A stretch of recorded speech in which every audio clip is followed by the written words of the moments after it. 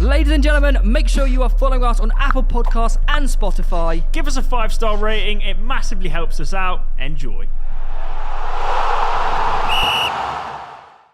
Ladies and gentlemen, welcome back to Pitch Side. I'm very, very excited for this one because we've got Andrew Henderson on the show.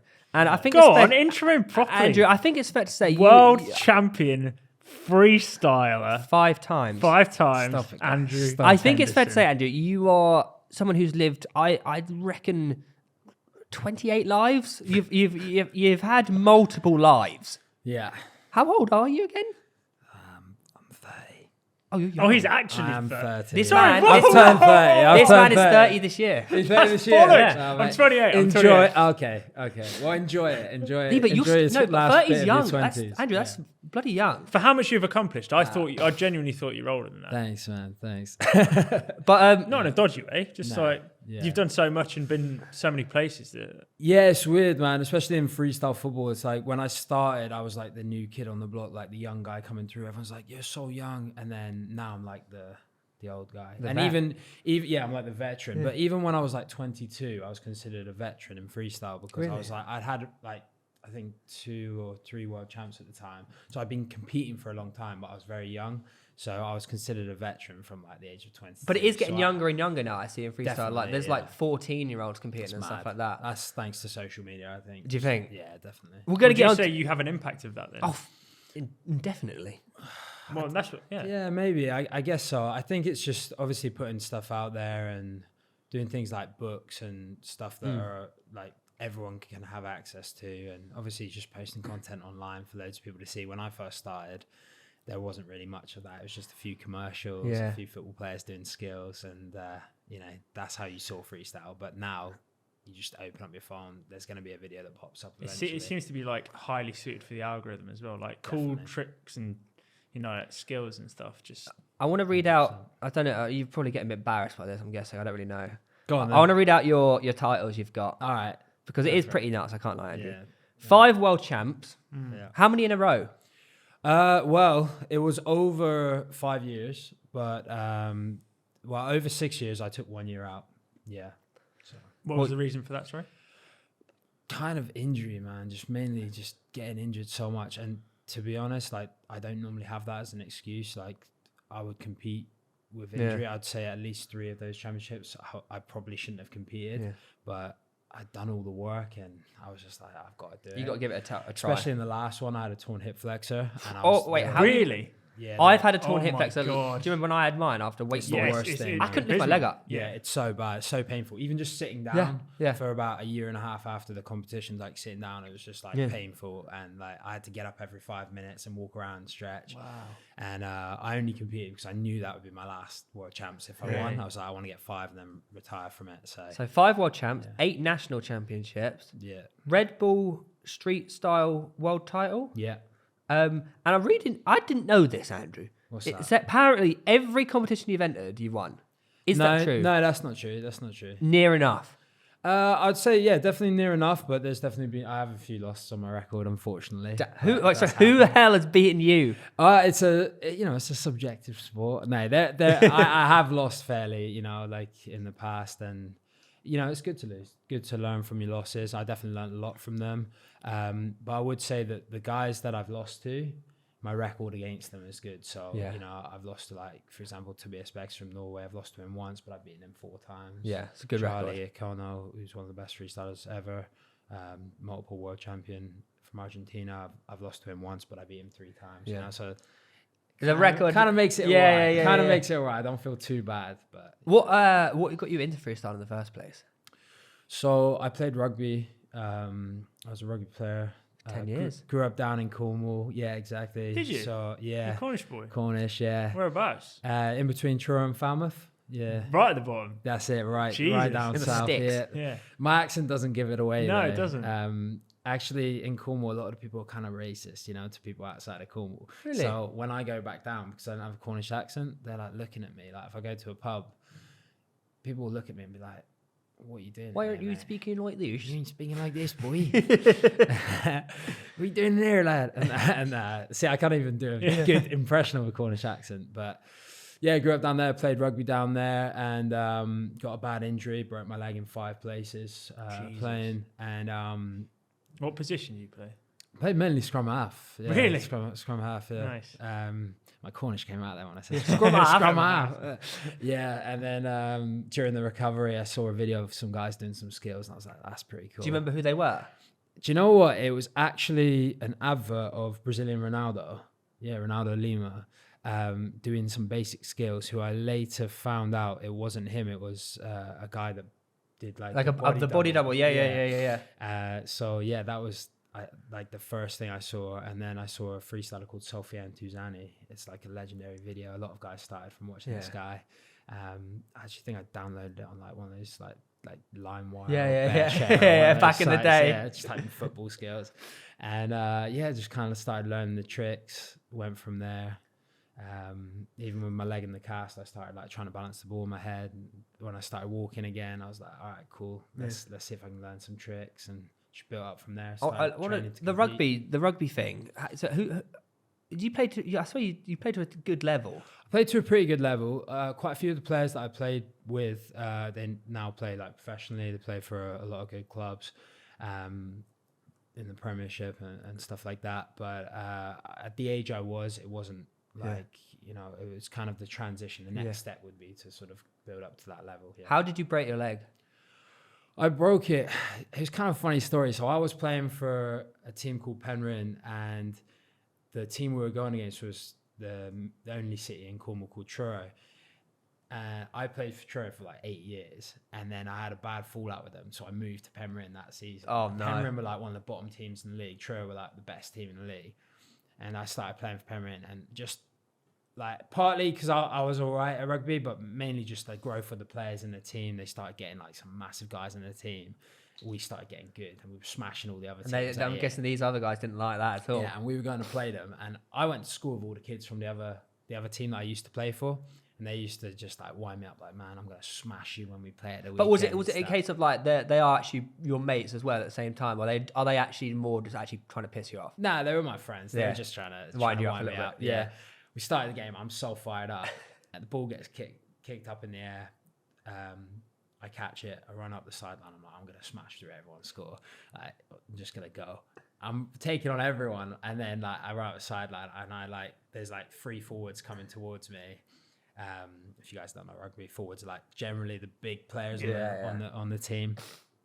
I tried to step in on the inside. It was a bit of a waterlogged pitch, and my foot just gets stuck in the mud. Just like twist, and then all the forwards nail me. I don't. They're just on top of me, giving me like extra digs and stuff. And then so there's definitely malicious intent with the.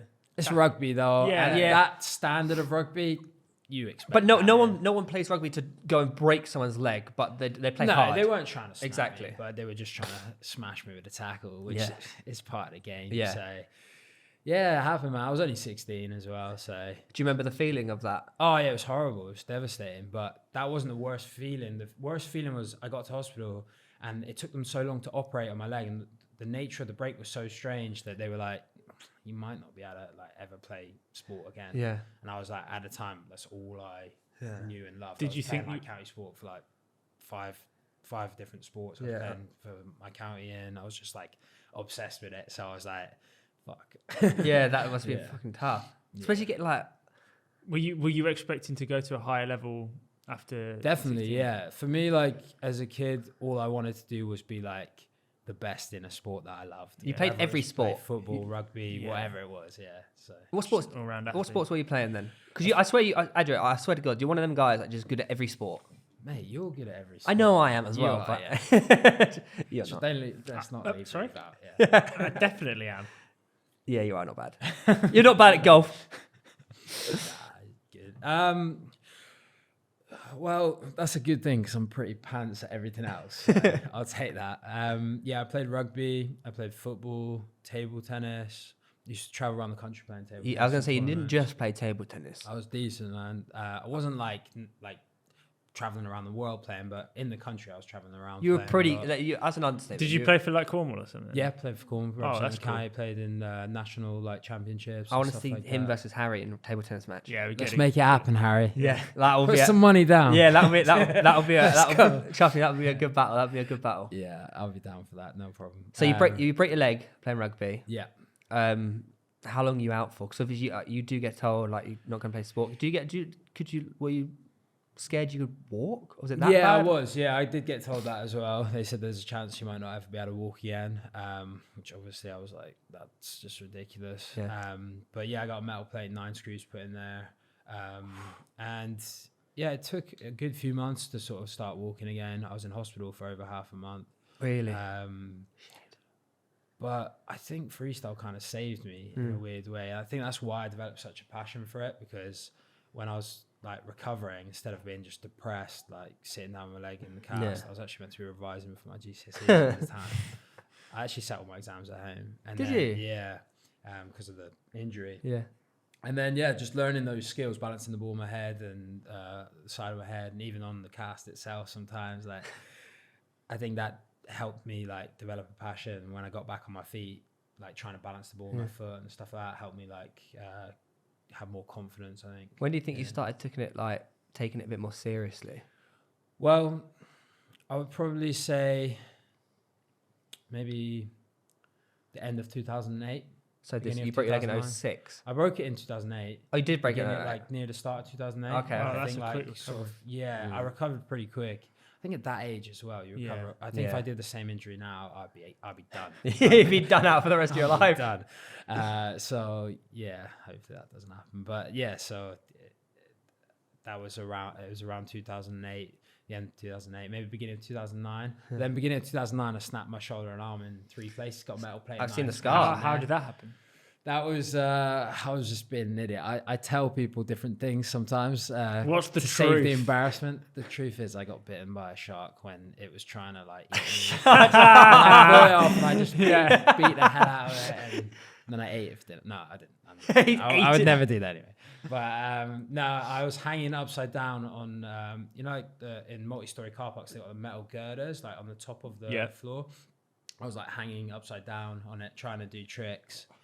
And then I went to like. Oh, so it was a freestyle based accident. Kind of, yeah. I Yeah. was training and I was just playing around, just hanging upside down. Went to hang on one arm. I was like, oh, I can actually do this. And then I was like, oh, maybe I got really confident. I must have had some energy drinks or something. I don't know. And I'm like hanging by like 2 fingers. And I'm like, shit, I'm pretty strong. I got this position. I went to hang by one, just slipped, went straight down, bang. Tucked my head in the last minute and just landed all the impact on the shoulder. It was, I suppose your shoulder sort of like took it for your head, really. It could have been much worse. yeah. So after that, I was like, right, it's time to get a bit more sensible. Yeah. You spoke earlier about how freestyle is a subjective sport. Yeah. What qualifies someone to be a judge at Freestyle World Championships, for example? That is a very good question, and I'd like to know as well, because sometimes like these judges come about. I think they've started to bring in some sort of like I don't know, like almost like an exam to like qualify them. Oh, really? But they Like have to vetting do the certain- judges. Yeah, like Because you've done judges. some judging stuff. I have. I'm Yeah, actually but judging. but this is and- what I mean. Like you're you know what a good skill. Yeah, and do you know what though? You say that, but there are a lot of guys who have won a lot of championships that aren't very good judges, and I think it's the same sort of thing in football. There are a lot of amazing football players that couldn't be good coaches. Yeah, or no, managers. 100%. And it's the same sort of thing in freestyle. Some guys are amazing because they've got this like tunnel vision. They train really hard and they're really good at it. When it comes to judging, they just don't really have an idea of the levels. They just go when they go. Are there judges that can't do freestyle? There are, yeah, There or low-level freestylers. I guess, but like, I think you have to have done it a bit to. I guess really for a know lot of it. people, you could be a fan of the sport and follow it for 10 years and love it and know exactly what, oh, that's a good point, true, that you get high marks and Yeah. not know how to do it yourself. Yeah, if you're a fan of it and you study it, then yeah, I think it's possible. But I think you need to be proven. So you need to do like smaller competitions first before you do like majors. It's definitely harder. What I would say is a lot of people have this misconception that they can judge freestyle because they're just like, they see it, like you could judge it even if you don't know the sport well. But actually it's very technical, and a lot of the tricks that look really impressive are actually some of the easiest tricks, and some of the tricks that look really hard don't look any like. What kind of examples could you give us for people? For example, there's a trick called carousel. It's like where you kind of put your arms like this and you're spinning around in a circle. It looks really impressive, but I could teach both of you guys that. I can do it every now and again. I've seen you do it. I can do it. Teach, yeah, but it looks super sick. Yeah, So that doesn't take very long.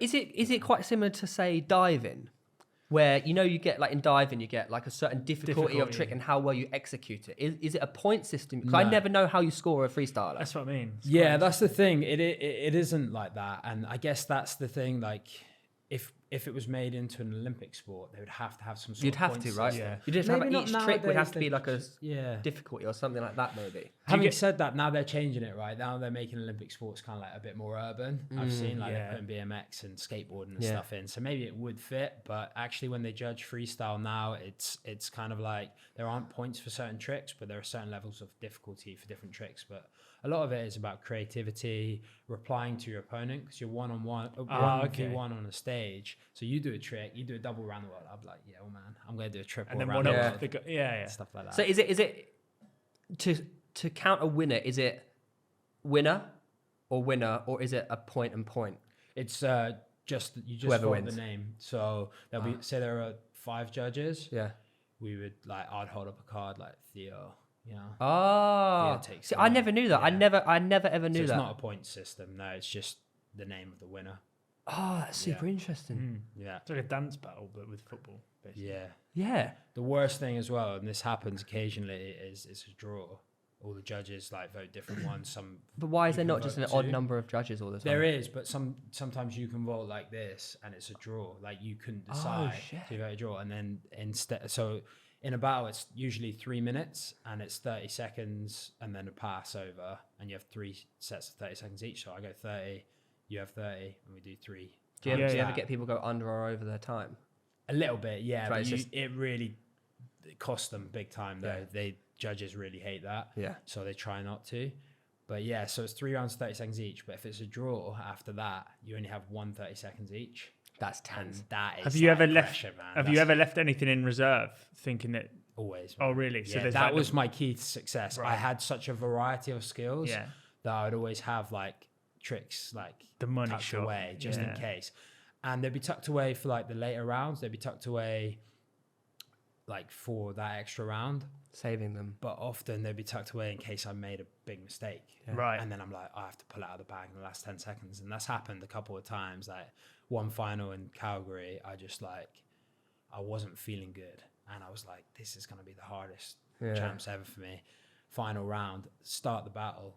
I just started dropping the ball. I'm like, what is going on? I couldn't control basics. It was is it just one of them where as soon as you you drop the ball once and then it gets in your head and it's like, oh shit, and then you can it's easy to keep dropping and you just Definitely, it's all a psychological game, and they say in a lot of sports, especially boxing and MMA, the first thing to go is your legs. Yeah. They start turning to jelly and get nervous. And in freestyle, you don't want that. You don't want your legs to go in freestyle. So you got to be on top of things. It's definitely a sport that makes you you become more focused and more sharp from it. So I feel like it's definitely helped me a lot with discipline. Yeah. So we'll touch on that a bit more. I want to throw it back to your first world championship. Yeah. What was that like? Going into it did people know you? No, I was a big underdog. Really? Not many people knew me. I kind of came out of nowhere. Who was the favourite for the competition that was expected to win for a freestyle? There was Sian Garner. Oh, really? He was the favourite at that time. I didn't know he competed in freestyle. Yeah, he competed big time, yeah. So he was definitely one of the favourites. There was a current champion at the time called Azun. He was definitely a favourite. He's 6'5" and 6'5" freestyler. Yeah, 6'5", fast and solid, Scandinavian dude. I'd say those guys were the favourites. I scraped in through the rankings to get to that tournament. Really? I almost shouldn't have been there. I just barely qualified. Won nationals, came 5th in Europe on my first European Championships, and I barely scraped in. It's tough to get. It's a tough process. Yeah, and I got there. It was in Kuala Lumpur in Malaysia. And I'm 19. Some of these guys. Did they fly you out there? Yeah, they flew us out there. We went out there, and I actually had a training partner, a guy called Gautier, a French freestyler, we trained together the whole of the year. We just made really good friends the whole year leading up to that tournament. And he barely scraped in as well. I think I was like the 16th ranked and he was the 15th ranked guy going in. And we ended up getting to the final and we met each other in the final. You met each other in the final? Wait, so did you beat... did either you beat Cian on the way? So Cian got knocked out in the first round by a guy called Shimo from Poland, a very, very good freestyler. And to face him in the first round is very tough because he's got a certain amount of tricks that he's really good at. Yeah. And he just busted them out and just like crushed them. He just destroyed them first. That's the savage. Thing, right? But then you use up all your good ones. Yeah, exactly. You peak hard too early, right? Yeah. But it was a good battle. Like check that out on YouTube, guys. Like WFFA World Tour 2011. So did you, in that first champs, did you drop the ball? Did you have any like downs in that first champs? Oh yeah. I made lots of errors. I think a lot of people think like if you drop the ball you lose, right? Now it's like must be quite when you're regular. trying the hardest tricks, you're gonna make mistakes. It's like missing a shot on target. You know, like you've got to go for things, and if you play it safe. So dropping the ball in freestyle is like it's very common. Very, very common. Very common. Nowadays, it's less common. People have like routines and sets. They don't just do it spontaneously. It's muscle memory, right? But and they try to kind of just go through the motions. It's like a dance routine, like you said, isn't it? Exactly, man. Yeah. So you face your training partner in the final. Yeah. How does that go? Was it awkward? It was very awkward. I can imagine, like...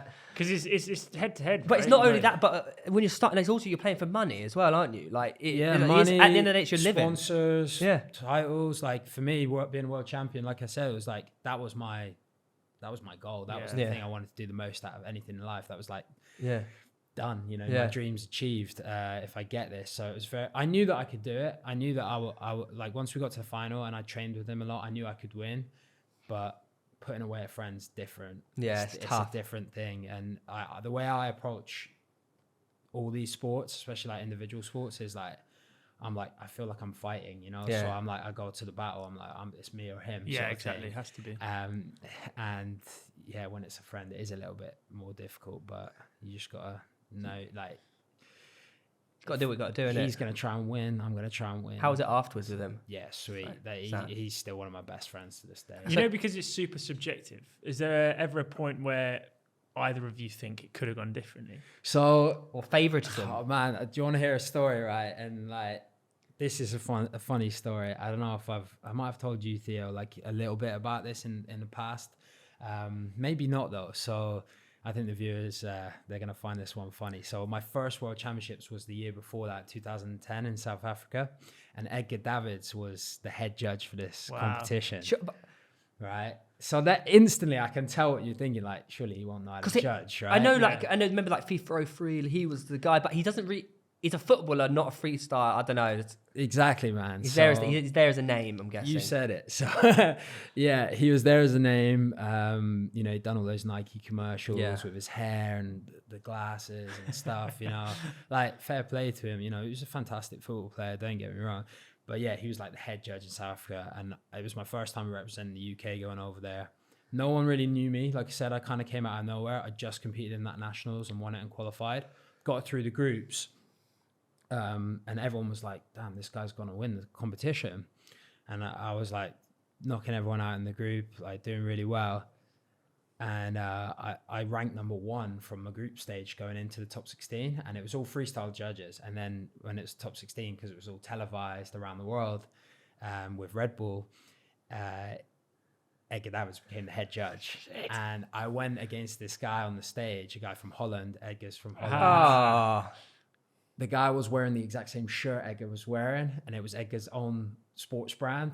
The guy was sponsored by Edgar's sports brand. Surely this is a bit... It was crazy, man. So I wiped the floor with the guy. I think I made one small drop, and he made like 4 or 5. I did way harder tricks, and it's considered by many as like the biggest robbery in freestyle history. I want to watch this. Yeah, I'll send you a link to it. You can check it out.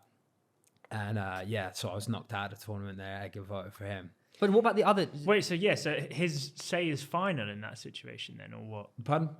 What he says goes. None of the other so people that were involved. There was another judge who's a football player, George Weah. Wow. He was there, and I think he was just going... He doesn't know anything about about freestyle. He was just going off Edgar's word. Yeah. Because he listened to Edgar. And then there's another freestyle judge, a guy called Chris Nakwana from South Africa who voted for me. So it was 2-1. And I got out of it. And everyone kicked off a fuss. People were throwing cans onto the stage. The crowd Really? going crazy. Wow. And it was like we actually had to get physically removed from the stage. It was like kind of nuts. Holy shit. Anyway, so it gets worse, right? This is where it gets spicy. So in the after party, I'm just doing my thing. I'm really annoyed because that was my first attempt at achieving my dream. I didn't think I'd ever get a chance again. Yeah. When you're in World Cup for the first time, I'm sure it'd be like the same thing in football. Yeah. Like you don't know if you ever play in a World Cup. 100%. And I felt like I might not ever have a chance again. Especially that robbed feeling as well when you know you deserved it. I was devastated, but I was just in the after party in the sort of bar club bit. Edgar comes up to me, and people would come up to him previously throughout the night. I didn't want to talk to him. I didn't want to be anywhere near him. But people would come up to him and said, "Hey, man, I was judging the groups. Could you let me know, like, what were the reasons you voted for this guy, Daniel, over Andrew, and other things like that?" And I think he was getting like annoyed by it. So he came up to me and he's like, "Andrew, was it fair?" And I was like, "Was what fair?" And he's like, "Well, was it fair in the battle against the guy?" And I was like, to be honest, man, I don't think it was fair. Like, I explained, like, I didn't drop it. I did more technical tricks. I hit all the criteria, all this stuff. And he was like, ha, ha, ha, no. And I was like, what? You came and asked me, man. Like, and he's like, ha, no. And I was like, man, like, why are you coming up to me if you don't want to hear what I got to say? And he's like, no.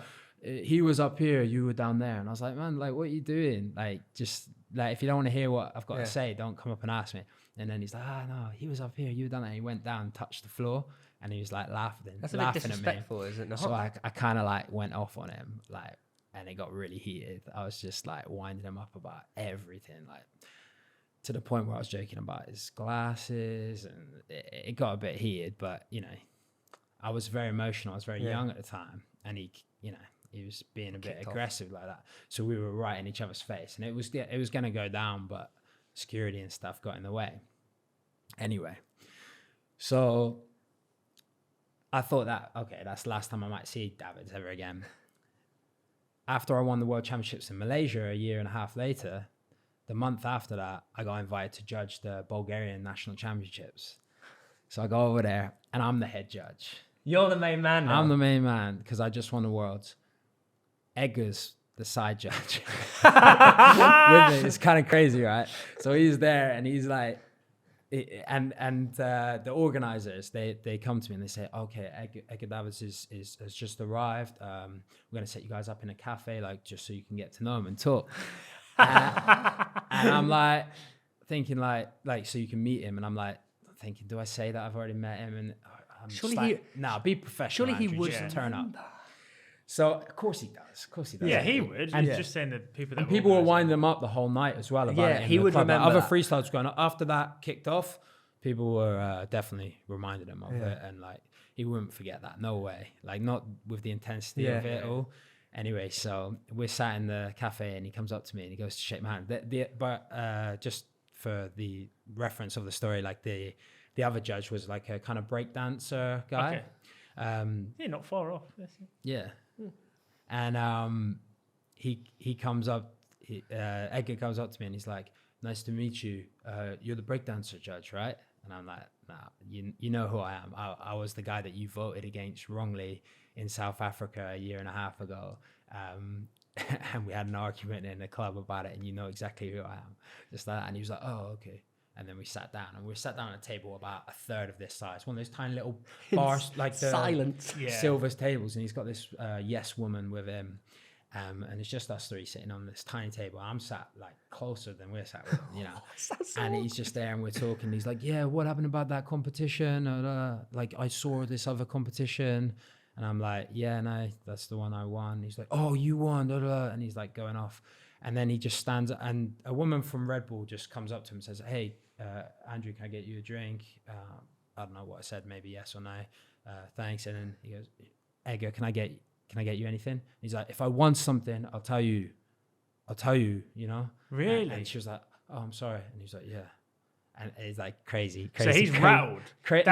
That's just his personality. Oh, really? That's just his personality. Oh, I thought just like your mere presence is just Nah. It's not my presence. It's his personality, man. I tell you, like that's the kind of guy. You know what? It actually, because I've told a story about him before. At the Champions League final, do you remember? And I called him Edgar or whatever. I want to hear this, man. I have time to hear Edgar stories. Because I've heard loads. I thought because he is a quality like really? Edgar David stories to me all the time. I told you this because I no, it's been we were in the I don't want to shit all over him. He's probably a nice fellow to whatever, but we were in the village and he was walking. I went up to said, "Oh, Edgar, nice to meet you. Can I get a photo?" And he stops walking and looks at me in the face and goes, "No." Oh, yeah. And I go, I remember that. He shut you down. But it's like, goodbye. You know, like, who were you with 2 weeks ago? Like Neymar Jr., like Mbappe. Yeah. You see how nice they are, how friendly they are. Why? And you think they're just like normal guys when you're with them. You know, obviously they're not. They're amazing, like, you know, in every aspect, like football. But they are just normal humans. Yeah, exactly. But Edgar, a guy that's kind of like getting on, sort of like becoming a bit of a has-been in football, you know, but obviously he was great, but like for him to do that, it's just there's never an excuse to do ego that. thing. Have you had any other notably bad experiences with footballers? Because you work with pretty much the entire most people industry. Great. That's what I was going to say. Like, from it's just that one example. That's why I asked, because obviously we've worked with plenty of footballers ourselves, and I could probably only name like one off the top of my head. Yeah, everyone's really nice to work with. Like, I get on really well with everyone. Yeah, that Edgar David situation was kind of crazy. It kind of ended in that situation. We were there how was judging in the end? It was very funny. We got some funny stories about that with Edgar. But when we were in the bar there, like he, what did he say? He said when he started admitting that he knew about South Africa. Nice to meet you, mate. He stood up next to me and he goes, I would have knocked this guy out. I would have knocked this guy out. What, physically or he said it to me? No, punch me. Like, that's what I mean. Yeah. Oh wow. Out. He like when we had the confrontation in the club. Yeah. He was talking about that. He was like, "Yeah, man, I was this close to knocking this guy," and like no one around cared. But like he was just like, there was like 5 people in the place, and he stood up and made a scene. And I'm just like, I'm sat there. And I'm just listening to him, and he said it about 5 times. I would knock this guy, and he stood up right next to me, like this close.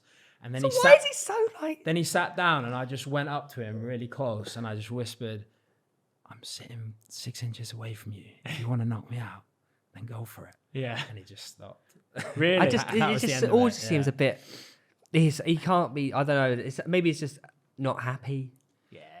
I don't know. Or there's an ego. I don't know. It's a bit of, but we're cool now, me and Edgar ish. You know, like have you done anything? I saw him, I'd be fine with him, because at the end of the judging, we judged together, and he was asking for things and whatever, and I was winding him up a bit because he was on his phone quite a bit whilst judging. I thought I was a bit disrespectful, and I started clapping when someone did a good trick, for example, and I realised he started just copying my claps. So I would clap.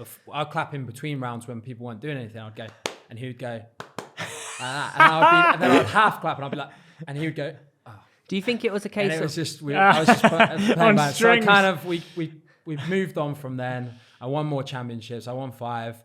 You know, he's not judged again since then. So do you think it was a case of like I'm all good with him? He treated you as nothing when you hadn't won, but as soon as you won, it was more of like a oh shit, or not. I don't know, man. I don't know. I think honestly, it was because I put him in his place a bit when I said that to him, when I whispered to him. I think that was it. I think after then, he was like, "Oh, this guy actually isn't intimidated by me at all." But from a negative thing to positive things, let's go positive. You've your roster of player, pretty insane. Likewise, mate. I'm following you, mate. I'm seeing what you're doing. No. There's levels to the game, Andrew. There's levels to the game. Yeah, you filmed with everyone, mate. All right. So let's talk Neymar. You first filmed with him how many years ago? I first met Neymar in 2010. There you go. See, this is what I'm talking about. 12 years ago. He wasn't even. Was that? I think he was. He might have even been at. Where was he before? Santos, I think. Yeah. So I first met him then. Was it a competition that you were down in Brazil? I was just doing an exhibition for an event called Soccer X, and he was like the new kid that everyone was talking about. Like, this is gonna be the next big superstar in football. I had no idea who he was. Came in wearing a cap to the side. Like, he was only 18. We're around the same age, so yeah. that was cool. Didn't really know much, just like chatted a little bit. He couldn't really speak much English, so it was just like a hi sort of thing. And then we met properly and worked together in 2014, a few months before the World Cup, starting to do commercials for the build up of that. What sort of stuff were you doing? Were you help choreographing him? Were you doing stuff for your stuff? Yeah, both. Mainly choreographing. Yeah. At that time, I was doing a lot of choreography for commercials. That was a World Cup commercial. Yeah. Did some other bits where I've been in the commercial with him, but mainly it's been actually choreographing his skills and work with him, which is actually what I kind of prefer to do with players, is work with them on their skills. I like that exchange. What's it like with obviously choreographing a Neymar commercial? Obviously, he is really good at freestyle as well. He is, but like, do you have to come up with these things for him to do, knowing his ability, or do you try and push? Yeah, do you try and push him a little bit? Yeah, I wouldn't say it's necessarily about his ability. I think his ability is far higher than he actually shows when he's on these shoots. Yeah. But he's got, he's got a job to do, right? He's a professional football player. A lot of people depend on him. Can't get injured. Yeah, he's an expensive asset. He's an expensive asset. He can't, and his time's really valuable when he's on set. If he's got a few hours to be on set, you don't want to like break him if he's playing 2 days later. Yeah. So it's having that in mind and being professional and making sure that he feels comfortable throughout. I think often I see a lot of freestylers working with players now, and they try and push it a bit too far and make them do what they want specifically for their content. And when it works, it's great for them to get their content, but it's not being super considerate for these players and the impact that they have on people. I always try and think about, like, these players are so valuable and people get inspired by them so much. Yeah. Like I share a lot of content and do tutorials and can inspire some people, but like these guys, it's like a million levels above, right? Imagine So trying to I don't make want to Neymar, like risk them getting injured or anything. Of course, I'd love to get content with them and for social media and stuff, and have a good exchange anyway of doing skills. But I kind of just go off their vibes, man. If they're feeling it, let's do it. If they're not, okay. If we got a job to do for the commercials, I'll make sure we get it done, and that's it. Do you have like a graduation of levels of tricks that you see them be able to perform before giving them the next one? Yeah, definitely. Yeah. I've worked with a couple players on like specific tricks as well. Like they've come to me and say, "Hey, how do you do this one?" And we've kind of like, give them enough that they can work on it then and there, but maybe they have to go away and spend hours training it. And Neymar, every time I see him, he comes back and he's better at those tricks. Oh, really? So he definitely kind of works. There's a relationship there then. I think so. Proper Brazilian footballer, isn't it? Yeah. The Brazilians, man, they love it, and they love playing around with the ball, doing different skills, and especially on the ground.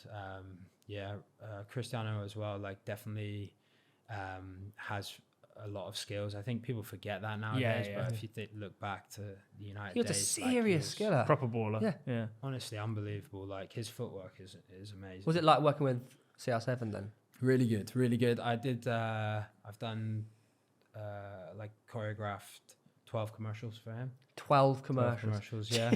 That's crazy. Yeah, was a crazy experience, and he's a cool guy. And I think one of the things that I really liked about meeting Ronaldo is that we had an exchange that's kind of different to what most people have with him. And most people, when they meet Ronaldo, they're a fan. Yeah. And I'm not saying I'm not a fan. Of course I am. But they're all looking to get something from him, and they don't really give much to him because he's got basically everything. What can you give to him? But because he likes the skills and he trained a bit of freestyle, I can give him something. Show him some skills. And that's something with the football that he hasn't got from anyone else. Yeah. He's kind of, obviously when he was learning, he was getting better, but he's paving his own way in that. So to be able to have an exchange where I'm showing him some skills and he's like, "Oh, how do you do that trick? Because I used to do it this way." And I'm like, "Yeah, you can do it that way, but if you do it this way, you're going to have far more success." And then it's like, yeah, that makes sense. And then it's just like an interesting exchange there. Like colleagues. He's learning off you. I think it was kind of unique for him. Well, I like to think so anyway. Yeah. Whatever. But for me, it was cool. And I've told you before, like, I'm not like the most knowledgeable when it comes to football. So I don't really talk too much about football and like transfer market and stuff like that with people, and they all that probably sort of enjoy thing. that, right? And I think they enjoy that because all they get talked about is football. Like, oh, what's going to happen next season? Who were you going to sign for this club? What was going to? And I don't talk about any of that. And I know that he was a big fan of like UFC and Khabib and like McGregor and like, MMA and stuff. So that's your expertise. And I love that as well. And I've always had a passion for that. So we talked a lot about that. Actually, the first time we met, it was the McGregor Alvarez fight. The title fight was like a few weeks after that. So we were talking about like the build up to that. And I've got like videos of like his predictions and stuff like that. It's just like funny to talk with him about that. And I think that just made it like talking to a friend. Have you ever done something that we have a mutual interest in? Have you ever done stuff with him that's like non-branded? Like he's just invited you around to... So we didn't do, actually like all the videos that I've put up with him are non-branded. They're just actually me and him playing in between sets, like, in between takes, like, because I was choreographing a lot of skills, we were kind of playing anyway, but then it was like a feeling thing. Like I said with Neymar, it's like when you're on a shoot, you have a lot less time. I think we were discussing in Qatar, like you get 10 minutes with these players and everyone's trying to get their content and it's all big rush and then it's over. Well, because we spent the whole days like being on set and I have to spend that time with him working on the skills. We have so much breaks and we just play around. So there was a videographer there and he just filmed a load of stuff and it's just all kind of natural stuff. That's cool. Which I think worked quite well. Maybe the angles weren't exactly how I would have it, but beggars can't be choosers. I guess also you gotta if you're working with them and for them, you have to find that right line of doing your job and being a fan. Definitely. If you went up and said, "Oh, can I get a selfie at the start?" They would probably treat you a little bit different than 100%. How you were doing it. I think that's definitely one of the keys to my success in that industry is that I don't really get starstruck. Yeah, I've only been starstruck twice in my life. With who? Actually, with a freestyler called Nam the Man. He was like a iconic freestyler for me anyway. Like, is that when you were in the cast and it was after that. It was a few months after that.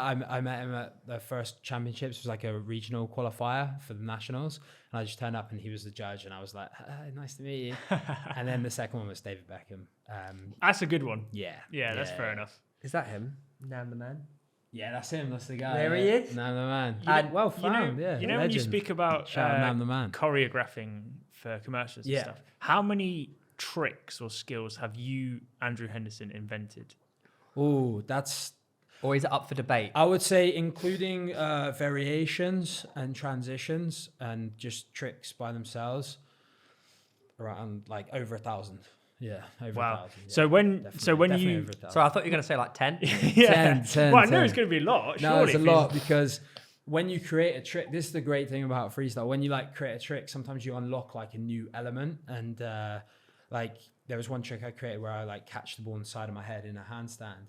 And then I created accidentally? No, I thought about it and created it. But then after that, there's like maybe 7 or 8 variations of that come with that trick. And because I created that initial trick, they're all yours. I get all the variations. So I'm like, right, I better get all these before anyone else learns the initial one, then starts building the variations. So when you come to judge events, do you see a lot of your stuff? Yeah, man, all the time. That's cool though, right? Do you know what? It wasn't cool at the start. Yeah, because busts on my tricks. There's a big culture, and it's the same in breakdance. If anyone follows breakdance, they'll know there's like this thing where people in the crowd they do this, and it means copying. I mean, in French it's pomper, I think, and it's copy, and it's like the worst thing. It's like don't copy. You need to be original, plagiarism, true to yourself. Yeah, like exactly. You said to reference. Citations. Yeah, exactly. Just do a shout out. I suppose it's more supposed to be a homage rather than like I've just taken your trick. But yeah, exactly. But I suppose that gets to a certain point, doesn't it? Like eventually you're gonna have to.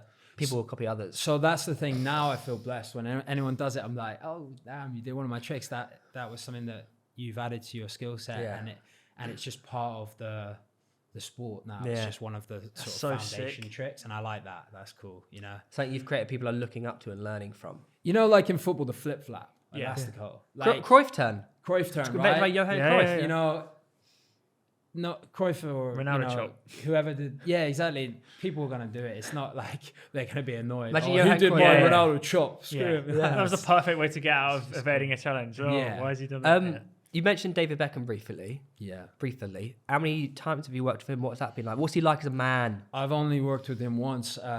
He didn't do any skills or anything. He just watched my performance, and we met after. And it was a very cool experience, and it was in Macau. You literally have just been everywhere. Oh, he's been everywhere. There's not been a place he hasn't been. Yeah, It's mental. Yeah, I get around. No. So yeah, it was in Macau, and it was like the Hollywood of China were like invited down to Macau, like Hollywood equivalent in China were invited down to Macau, and David Beckham was doing like a talk on the stage. I was there. I had to do some performances, and after I finished, his management, they came to me and they were like, "Yo, Sir David Beckham wants to see you in the backstage." Like, oh, that's so that's cooler than meeting. I was getting like, asked. cool. Yeah, I got asked, and I was like, this is cool. All right, cool. So I go to the back, and it's funny because it's like just me and David Beckham, like two like white British guys, and everyone's just like Chinese around. So we stood out like sore thumbs, but it was fun. So we went to the back, and it was like a big backstage room, just me and him in there, and we were probably like there for like 30 minutes just talking about stuff. But on one side, it was the back of the stage, and it had the back of the projected screen, but it was flipped so you could see the right way, but on both sides. And they played his free kick against Greece, and I remember where I was in that moment. I'm sure you guys do as well. And I watched that with him, and that was one of the most surreal moments. What's his reaction to that? He was still like, it was. You could see that he felt. He said it's his best ever goal. Yeah, I know. He said it on the overlap. I remember getting like the shakes watching it, and then just being there, watching it on this massive screen, and just looking. David's there, and I'm seeing him watch it. And I remember me as a kid, like, when was it, 2001? I think. Yeah. Do you think he looks at it and he's like, that was me? Holy shit. Do you think he looks at, or is it like, oh my god, look at that man? Then it's like, it's a weird feeling of, oh my god, that is actually me. Do you get what I'm saying? I get you 100%, because I have that. Experience. I mean, obviously it's a lot lower level and not as many people know, but personally, like when I see me in like a finals of a World Championships and I watch that back, and I'm like, damn, that's good. Part of me feels like when I was there, part of me it remembers like the feeling of when I was there, and then another thing is just me watching it, and I'm just like, it's like it's someone else. Well, doing yeah. You were in flow state at that point. Like, you have to be in order to. Yeah, and it's been so long as well. Now I'm like, I can see it differently, and I think, I think for him it's different though with that, because the reaction, the commentary, and it's the 93rd minute, the moment, what it was for, like, oh man, especially after 98 as well. Yeah, you got to remember that's only 3 years later. He was getting death threats for years. Yeah, and then all around. And just, sorry, I don't want to stay on that free kick. That free kick. Have you met him? Never. Oh, we got very. So that's why the opportunity in Qatar was. We got. Yeah, I don't know if you know about that. We got quite close to meeting him. in Qatar. During that trip, because he was out there, wasn't he? Yeah. And they got in contact with him, and they said whoever was messaging at the time, it was me and Ben trying to organise it. Yeah. They're like, I wish you'd text us earlier in the day, because he's just going to bed and having dinner. Oh man, I was like, motherfucker. Man, you'll get your time, that goal. It sent England to the World Cup. Mm-hmm. Imagine having the bollocks, the pressure to actually shoot. And it's not a penalty. 99. No, it's not a penalty. Yeah. I mean, English players doing a penalty with that pressure, I genuinely think tend to kind of flop. 99% of people were there. Free kick, man. They will chip that into the box. 99% of people chip it into the box and take the safe option, but he didn't. Yeah. So that pressure, mate. Yeah, but he's practiced for. No, but there's a difference. For 2 decades. You can practice all you want, but that pressure you can't practice. No, but what I mean is like, yeah, exactly. Like, but even 100%. So what do you feel more pressure in? A world champs or performing on stage in front of people? The competitions, man. Really? Yeah. And it's not when I'm on stage, it's before. It's like knowing that this is what I really. Then when you get out there, you get into it. It's okay. Performing is like, it's like embarrassing yourself if in front of your friends, if you drop it, or in front of loads of people. It's like, oh, that was really embarrassing. But it's not like my life. Like I see that as something I do and I enjoy. But like, I know my skill level. Yeah. I know that like it doesn't really matter at the end of the day. Yeah. But in a competition, that's like history in the sport, and my history in the sport, my legacy. Yeah. So yeah, it's a lot more. What's the craziest places you say you've performed? Top 3. World Cup final in Brazil. I would say I did some work there. Olympics in London, 2012. Performed there. Where are you performing? I like Old Trafford, man. But where are you performing? Wembley. On the pitch? Are you a United fan? I'm not a United fan, Oh, but who do you support? I'm kind of neutral, man. Okay. I know everyone's gonna go boo, but yeah, I'm kind of neutral. Like I said, I grew up playing rugby. I did used to be a United fan when I was younger. My dad even shaved my head when Beckham had Really? his head shaved. With the dog shears, I might add. Did you tell David that when you met him? Do you know what? You should have done, yeah. I don't know if I did. He's like, mate, I copied your hairstyle. He didn't. His dad did. No, yeah. On him. Yeah. But when you say like the World Cup final Olympics, are you performing like on the side of the pitch? Are you performing for work? Yeah. To do So with I it? performed like in the Olympics in the arenas, like the basketball arenas, handball arena, different stuff around there. And then, other stadiums and stuff. Sometimes it is performing like halftime or pre-match in the middle of the field. Yeah. One of the weirdest ones I did, like I said, I played rugby. I did a rugby freestyle show in front of like 85, 90,000 people in Dubai. It was Dubai Rugby Sevens. Amazing tournament. I don't know if you guys... Yeah. Sevens is savage. It's so sick. And the events like are so fun as well. Like if you guys like... party and stuff, you're gonna enjoy that a lot. And I was just like performing halftime with the rugby ball there, and it's not often windy in Dubai. I mean, maybe it is if you go out to the desert, but out where we were at, it wasn't throughout the tournament. But when I stepped into that field, it just happened that it started being windy. It wasn't a hurricane, but could have been a sandstorm somewhere else. I don't know. No. But and you're playing with a rugby ball, right? And I was with the rugby ball, and that's the thing with the rugby ball. It's so unpredictable. A bit of wind, oh man, it was tough. I didn't drop it, but it's hard. It was close like two or three times. I was like, oh. It's the fact that Andrew can do tricks that people can't even dream of thinking about doing with a rugby ball. Yeah. So, What would you say is your like signature move? Yeah, the one. Wait, can I have a guess? Go for it. It's the one where you do like your left leg comes really fucking high. It goes round. Do you know what? It might be that. Like actually, like a boat. Like, the round the world, but both ways. I don't know, to be honest. I have a lot of different moves. I'd say, it could be that one. I got another one where I do like a kind of like cartwheel and I put my foot around it twice at the same time. Probably. What's your favorite one then? Because if you can't decide a signature one. So I've got one where I balance the ball on the top of my head. Yeah, that's I just stand there, that's and then sick. I do a backflip, and I catch it like in my legs when I'm upside down. So that's quite a cool. How do you even learn that? How do you learn? You got to learn to do a backflip first. I swear the balance. I swear the one on the head, at the top of the head. It's not too complicated. Really. Just learn those two, and you're fine. Did you come up with that? The one on the top of your head, staring forward. No, I didn't come up with that actually. No, I didn't create it. So I've seen Ronaldo do it before in warm up. Yeah. He kind of like goes down. Yeah. I've seen that one. Yeah. Yeah, Maradona used to do it, didn't he? When you'd like, and then he just like balanced. No, he balanced it here. I'm talking about balancing it here. Like I swear he's done. I swear I've seen Maradona doing it where he's. Okay, maybe not then. It's up for debate, guys. Yeah. No, a lot of players can do those People moves. in the crowd going like that. Maradona. What would you say your craziest experience has been throughout your adventures? Craziest. There's some that I can't talk about just yet. There's some like kind of nuts ones like out there, like maybe that's for a different conversation. But when we're keeping it like football stuff, no, it's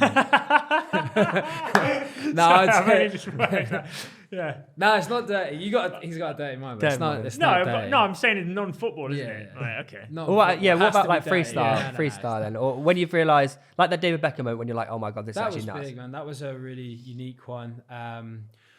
For me, obviously, like World Championships and stuff are like precious memories.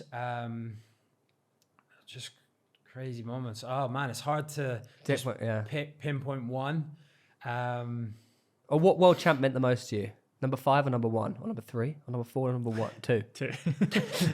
The first one, man. Yeah, the first one. The first. Is that because of what happened in the comp before? It's like redemption. Yeah, the first one I'd say, and the last one, just those two. Because to top it off, number 5. The other ones were like good, but not the best. Obviously, freestyle is not. It's not like football. Do you know what I mean? But it's sponsored by. It's got a lot of Red Bull. Got a lot of stuff. What sort of money is in like prize money though? Nah, it sucks, man. Prize money still it sucks, man. I thought now it's getting so big. I know, man. I was a big like advocate for this, like try and get the money up and stuff. And I had a lot of.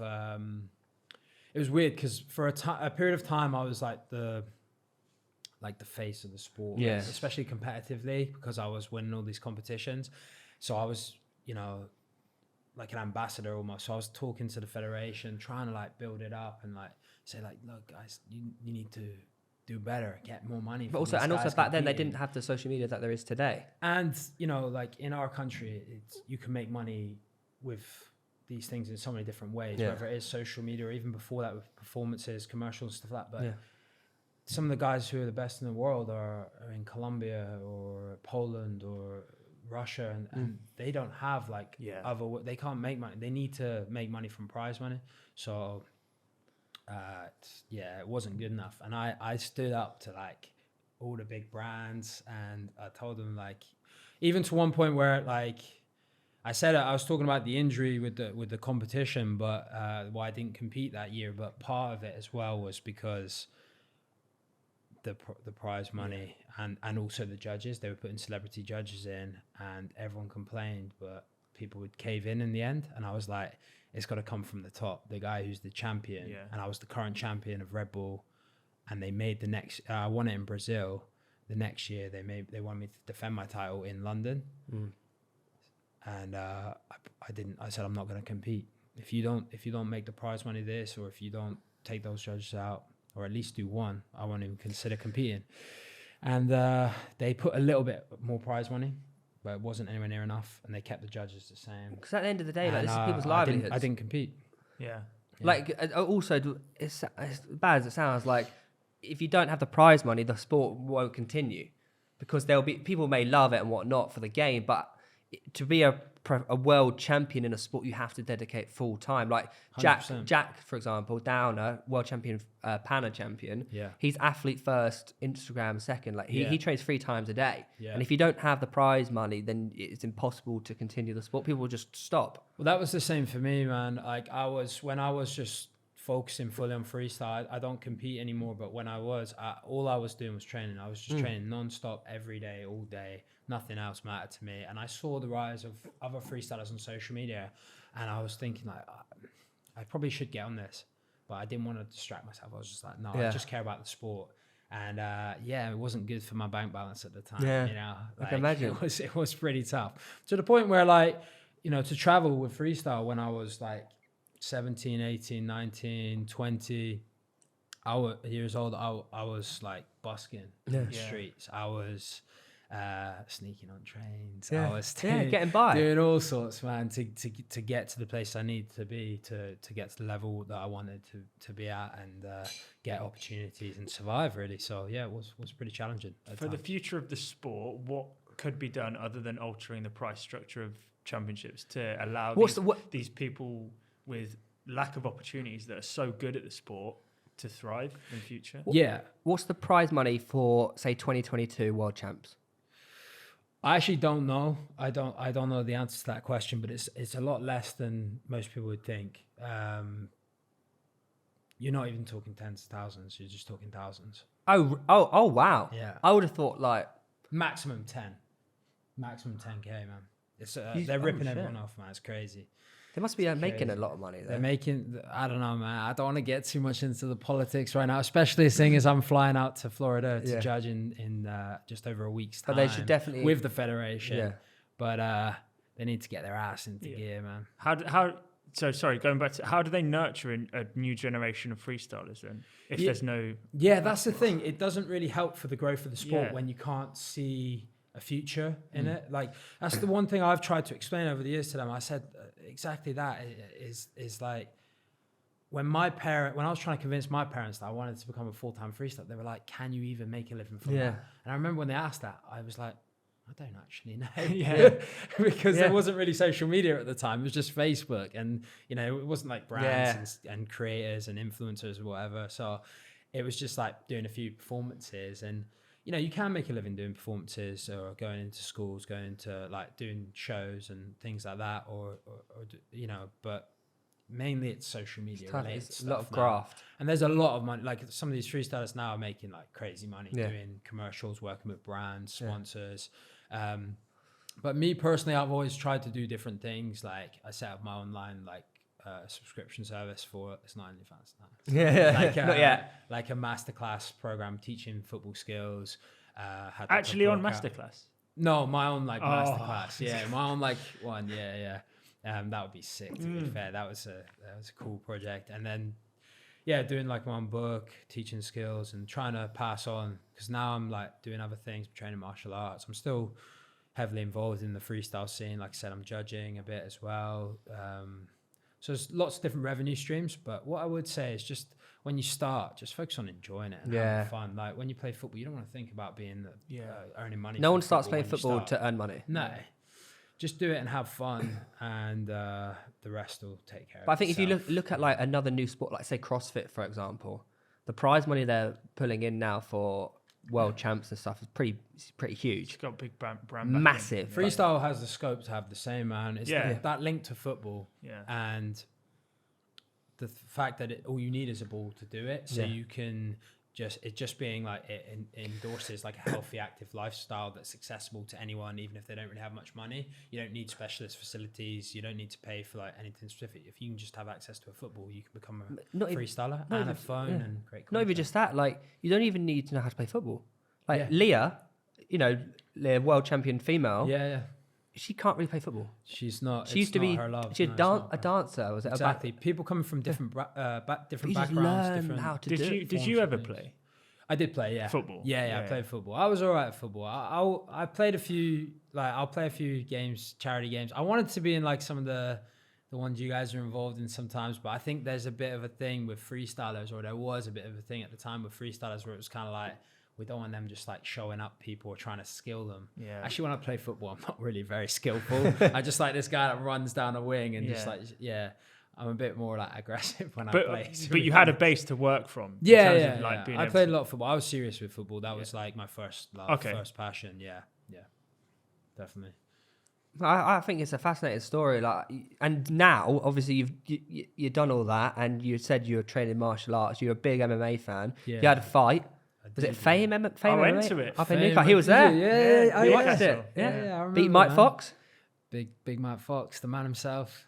It was funny, building up to that, when he said that a lot of guys pulled out. I was gonna I had maybe 5 or 6 guys that I was gonna fight, and then Mike finally was the one that agreed to it. God, mate, I tell you what, fair brave. I thought he was probably 70 kilos, but when I met him, he was big. He was huge. He was 95, 96 kilos or something. I think I met him once at the Weller KSI fight. Yeah. And he was probably 75 kilos or something. And then, to see him 2 years later when I had the fight with him, before that, he was massive all of a sudden. So I was like, oh, damn. Oh, shit. Different guy. And he's shaved head, tattoos everywhere. I was like, damn, this guy, it's not the same guy. But it was fine, the fight. He's, I think, Is that the last fight? That's the last one you've had, right? There's not been one since. I think anyone that said, I think you are too good. Thanks, man. You are very you're MMA first. Would you say now? Is that your main thing now? I definitely focus on it a lot. Yeah. I definitely train it a lot. I've started to compete in other martial arts now, as of recently, and I'm putting a lot of effort. I train with very good guys, man. The team that I train with, GB top team, Great Britain top team. Some of the best guys in the country, some of the, some global superstars in there for the sport. Got a lot of UFC, Bellator fighters in there, and I train with them on a regular basis now. I've just started to, and it's tough, man. Is that because of the mental and physical challenge of fighting, or is it because you want to do more fights? Both. I was obsessed with martial arts as a kid. Right. My father did judo to a high standard, and I think that motivated me when I played rugby. I love the contact side, love the tackling, and what I love in fighting is the same thing that I love in freestyle, is that ability to kind of control your body and move it in so many different ways, and be able to adapt and react to things. So in freestyle, I'm reacting to the opponent's skills with football. In fighting, I'm reacting to their skills as a fighter doing different martial arts, and I just love that. I love being able to feel free and do different moves, whether it's kicks or flips or skills with the football. So I think that's why I love fighting, and yeah, it's just fun, man. It's fun getting in there. I think it's just like a male sort of thing. Like, I don't know, it's like in our DNA. I don't know. Yeah, it's something. Do you think that one has helped the other?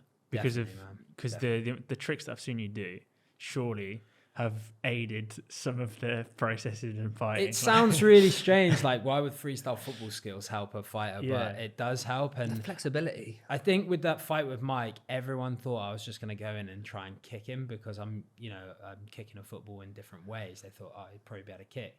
I think no one expected me to grapple with him, especially him.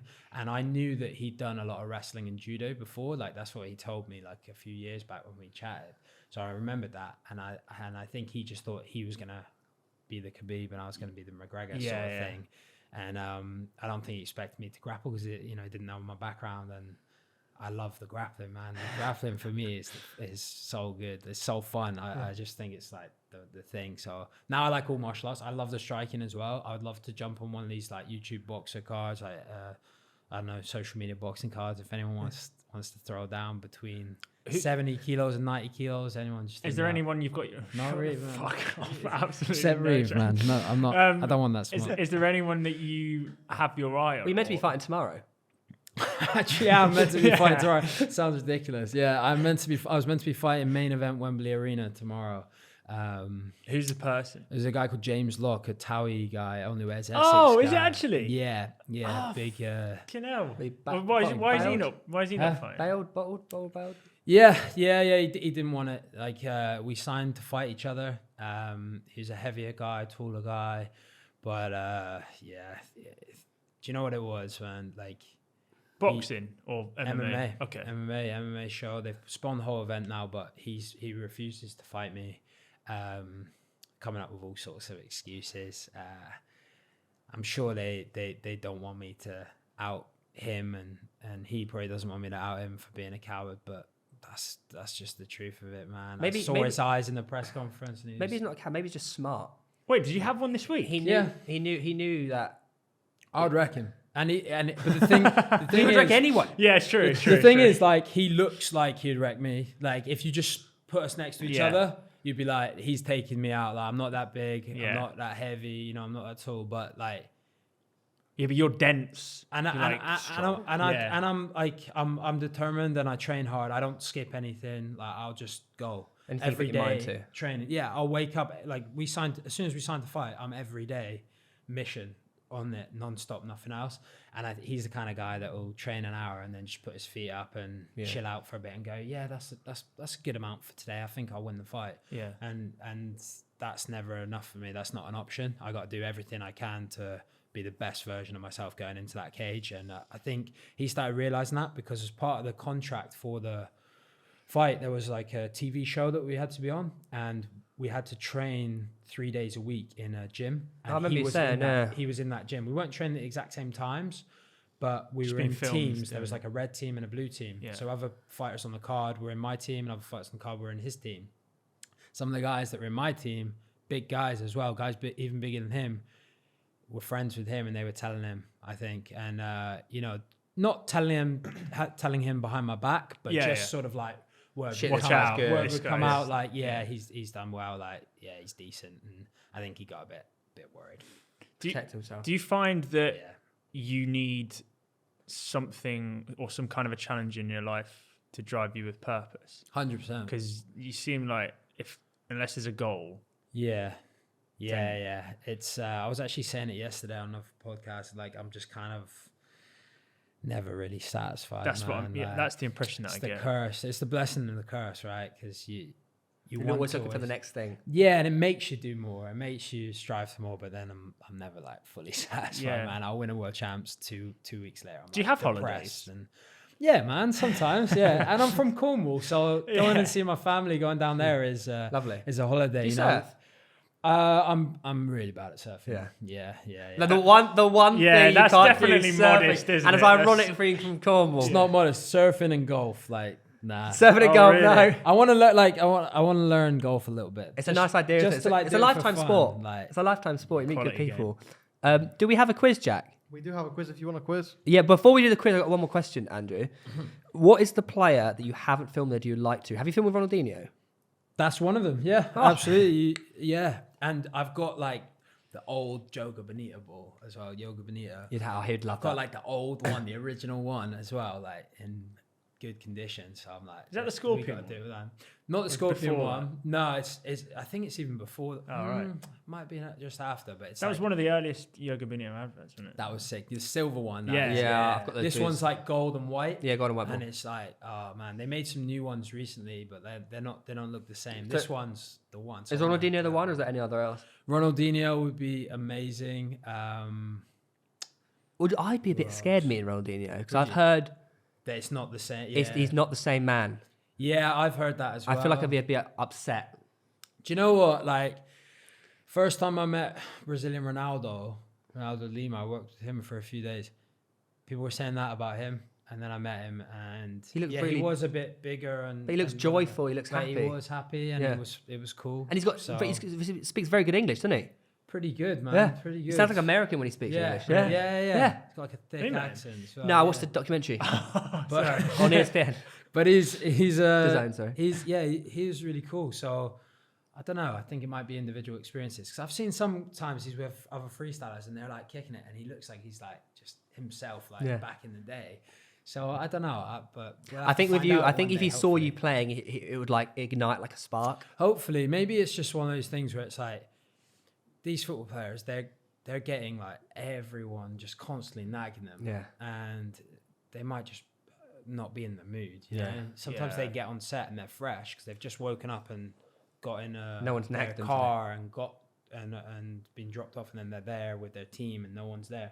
Sometimes they're with like they've got to do like a thing in front of like I don't know hundreds of people first, then a signing, then this and pictures, and then it's just like can be too much. So try and not like slate them too much for that sort of thing. Yeah. But that would be good. Ronaldinho. Yeah, you said it, man. That's and one more? I think Pele, probably. Pele would be the one. Do you know what? For me, like people that I want to meet, like it's more like fighters, to be honest. Like really? GSP or like Fedor back in the day, he was a legend of it. Like obviously like McGregor, Khabib, guys like that.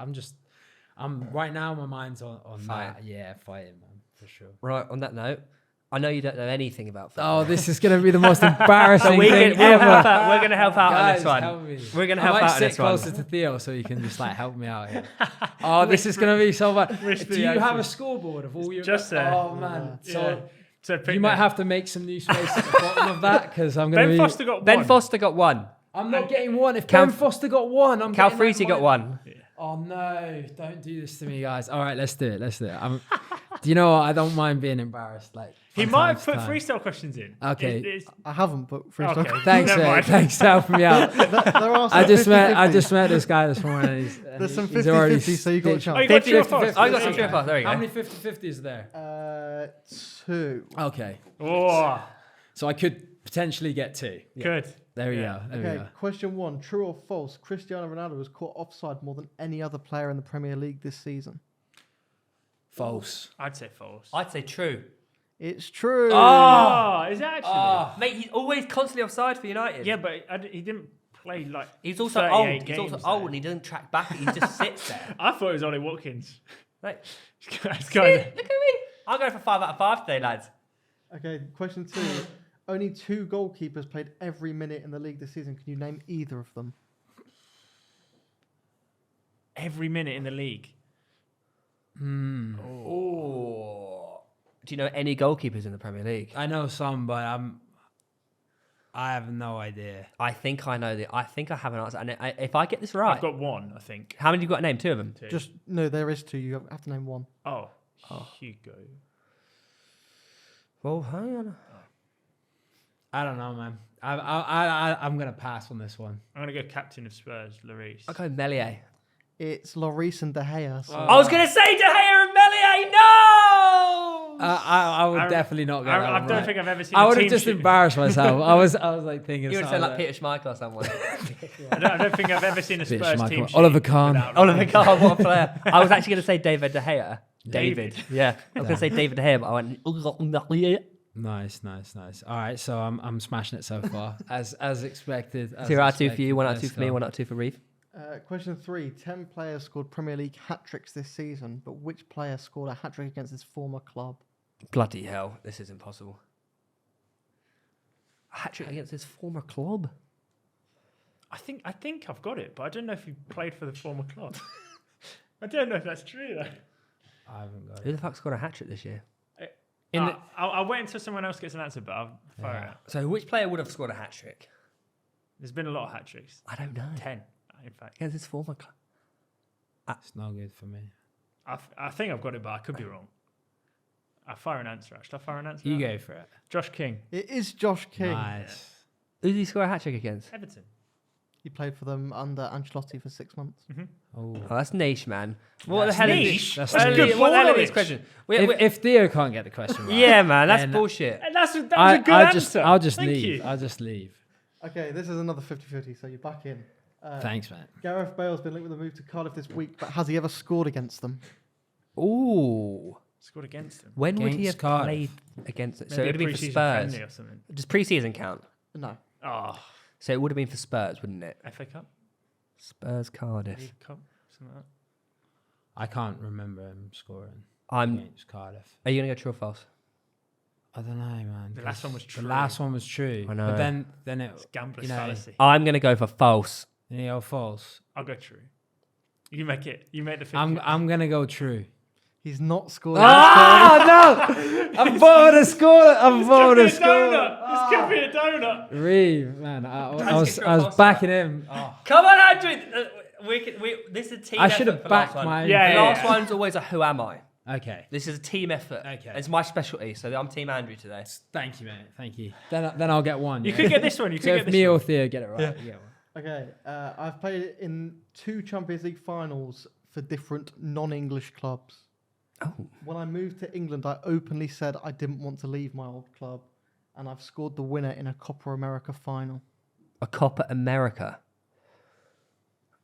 When I moved to England, I said I didn't want to leave my old club. I instantly thought, Lukaku, but he's not Copa America. Yeah, that's So the it's one that Copa America Copa final. America. So he's played in, I'm guessing, Brazil. And he's Didn't want to 2 leave this year, old club. he played Champions League final. William? No, we've had him before. Oh, so that means it can't be. Yeah, but that was in the Jamies. 2 Champions League final with no English clubs. Oh, sorry. Yeah. So Atletico Madrid, Real Madrid, I was Bayern thinking Munich. maybe Real Madrid. Real Madrid. Yeah. But then he moved to England. But didn't want to leave. I'm thinking a Brazilian who's played for Bayern Munich. Oh, blimey, gosh and golly. Oh, give us another clue, Jack. I'll give you Oh. the Champions League final. That's what I club was they've got. maybe thinking of. reckon? Because Juve and Bayern Munich. Yeah, Douglas Costa. What maybe. Champions League final? So the clubs he played for in the Champions League final were Real Madrid and PSG. So no then. Okay, we could be further away. Real Madrid and PSG. Real Madrid and PSG. Wait, you said he moved to England, right? Yeah, when he moved to England, he said he didn't want to leave his old club. I didn't know if this guy Okay. played for Real Madrid, though. What names you got? Thiago Silva. No, never. Never a Madrid player, I don't think. And I don't think he didn't say he didn't want to leave PSG either. I'm stuck on Brazil, man. That's why I'm. Well, he scored in the final. He scored in the final. Yeah. Scored the winner in a Copa America final. Yeah. Oh, a Copa America final. Yeah, it doesn't have to be a striker, though, does it? No, it doesn't. Yeah, you're right. You have no clue, do you? Maybe it is Thiago Silva. I don't think it is, though. Did he? I He don't didn't think play he's for ever Re- played for Real he never Madrid. played for Real It was Madrid. AC Milan, PSG, and then Chelsea. Yeah. Right. Mother flipper, Jack. You make these banging hard, you know. You can have one more clue if you Yeah, go on. want. When I moved to England, I was the British transfer record. British transfer record. British.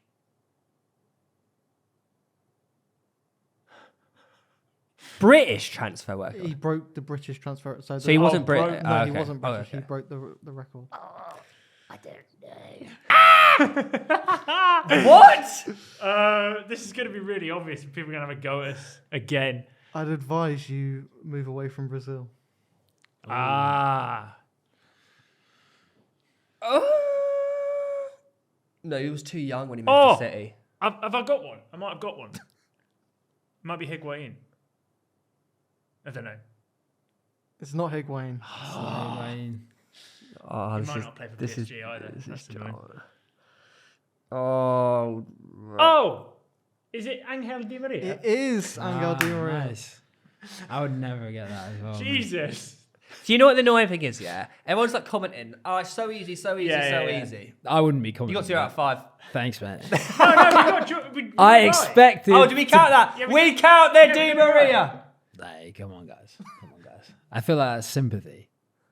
It's sympathy. Yeah, because you didn't want to leave Madrid when he went. Do you know what? I don't want to be drawing like being the last. I want to just be standalone. Be 0. That's the one. If anything, you're going to be mentioned way more now in the podcast. Thank you. Yeah. Yeah, it's very true. It will be like I'll be the reference, but like you can't do worse than Andrew Henderson. Yeah. Get minus every time. Every single time. Like 4 seasons in. Oh my god. Mate, Andrew, thank you very much for coming on, man. I guys. really One more appreciate it. question Oh, before here we go. All right. You've run so many. Well, I don't say, but you've been involved in so many commercials. Yeah. Is there a lot of fakery in some commercials? Because we know the Ronaldinho advert was not. Yeah, there is, man, for sure there is. But I think if you don't want to get caught up in it and like, oh, that player's amazing, of course it's real. If you look at it just like open-mindedly, They're making a commercial. You know that. Yeah, but what I would say, you know that a lot of them are fake. But what I would say is that a lot of them are fake because not because the players are not capable of doing the actions.